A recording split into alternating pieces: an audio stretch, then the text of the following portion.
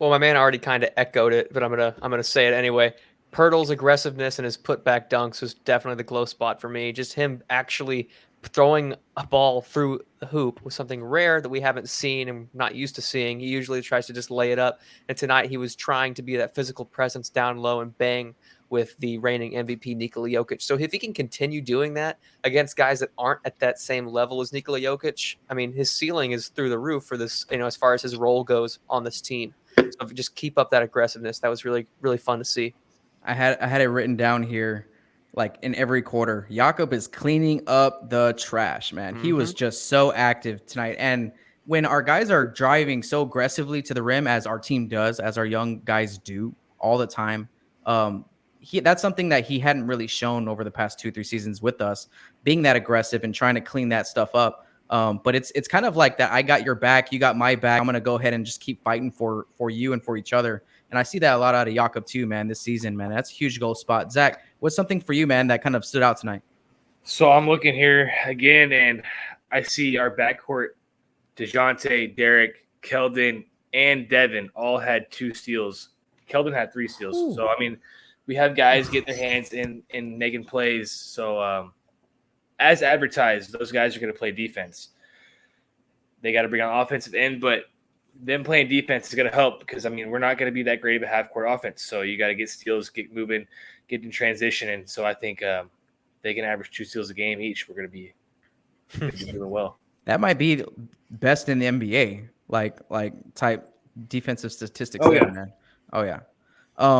You know what? Those are great points. For me, it was I was sitting there in the third quarter, kind of halfway through the third quarter, and we had kind of slowed down a little bit. But up until that point, it kind of looked like we got tired, man. I mean, I was telling my wife, I was like, "There's like no better place to start your road record than Denver, Colorado, a mile high up, and you have to battle the Denver Nuggets, who are a great team, and they have to battle that altitude.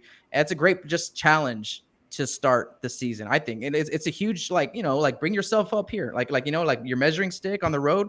Hey, tonight, it was a competitive game for the most part. But my huge glow stat tonight was the ability of our young guys to just go on solo runs. I want to say, it was like Keldon to start. Like he dropped 7 in a row.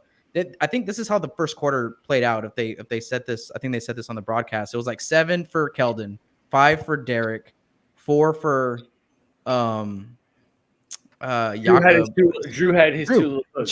Drew 2. Yeah, those were nice. His 2 hook shots on Nikola Jokic. So it was 4 in a row for him, and then it was like 6 in a row for Dejounte. And then again to start the third quarter, we went on a 9-0 run, kind of like off DJ's back too, like to start the third. And I was like, oh my God, like these guys can cook. These guys can actually and the ball is finding the hot hand is what I love about that. It's because these guys are getting those looks like 2 or 3 times in a row. That means that like your teammates on the floor know, and they're communicating, and they're looking at it, and they're looking for whoever's hot, and they're finding them. And that ball's finding the hot guy. And tonight it was just a good sign moving forward on the offensive side of the floor for the Spurs, I thought. You have anything on that? No, I agree. I mean, this team is going to struggle on the half court. We said that, but if they can get going and get in a groove, I mean, anyone who's played basketball knows that you want the ball in your hand, especially if you see it going in. You don't want to make a basket and wait 5 minutes to get another shot. So, and that also, I think it goes back to like how much they enjoy playing together. Because I mean, you see a buddy of yours going off, you're like, oh yeah, I want to get him again. Like he's on fire right now. Let me get him going again. So I mean, we've all been there as well. So I mean, I think that goes back to them just being such good buddies off the court, want to see each other win. So I think it only can be a good thing in the long run because, I mean, you're grooving. A lot of those guys are like Lonnie. I think Lonnie's more of like he's more of a streaky guy. So you want those streaky guys to really get shots when they're on fire. You don't want them to not, it's like a J.R. Smith. You want him shooting. So I think a lot of these guys are streaky. So that's what it should be. That's what it's going to be in this season where you're going to have guys going. Keldon's going to be great. Lonnie's going to have a great game.